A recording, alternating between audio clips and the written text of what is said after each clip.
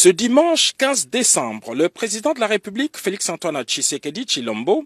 est arrivé à Luanda, en Angola, pour répondre à l'invitation lui adressée par son homologue João Lourenço, dans le cadre du processus de Luanda censé mettre un terme au conflit armé qui oppose la RDC au Rwanda. Accueilli par le ministre angolais des Relations extérieures, Tété Antonio, le chef de l'État s'est directement dirigé au palais présidentiel de Luanda, cadre choisi pour le sommet tripartite. À l'heure indiquée, l'hôte du sommet, João Lourenço, attendait deux chefs de l'État et finalement, seul le président Félix Tshisekedi a répondu favorablement à son invitation. Les deux chefs d'État ont fait les constats d'échec de la tripartite voulue par la médiation après l'annulation de participation de la partie rwandaise sans qu'aucune raison ne soit communiquée. Malgré ces constats d'échec, les présidents Tshisekedi et João Lourenço se sont longuement entretenus autour de ces processus qui restent une des alternatives pour mettre hors du territoire national les forces armées du Rwanda. Depuis la veille, les Rwandais ont multiplié les stratagèmes pour torpiller ces processus.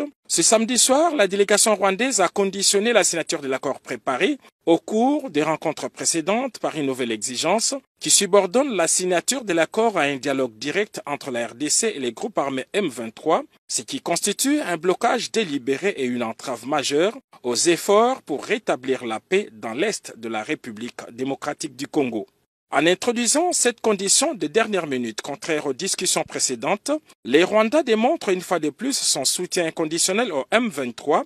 un groupe armé impliqué dans des violations graves des droits humains et dans des activités déstabilisatrices en République démocratique du Congo. Cette posture irresponsable met en péril la paix et compromet les avancées majeures enregistrées, notamment la signature d'un plan opérationnel permettant d'une part le retrait des forces rwandaises du territoire congolais et d'autre part le désarmement et neutralisation des FDLR.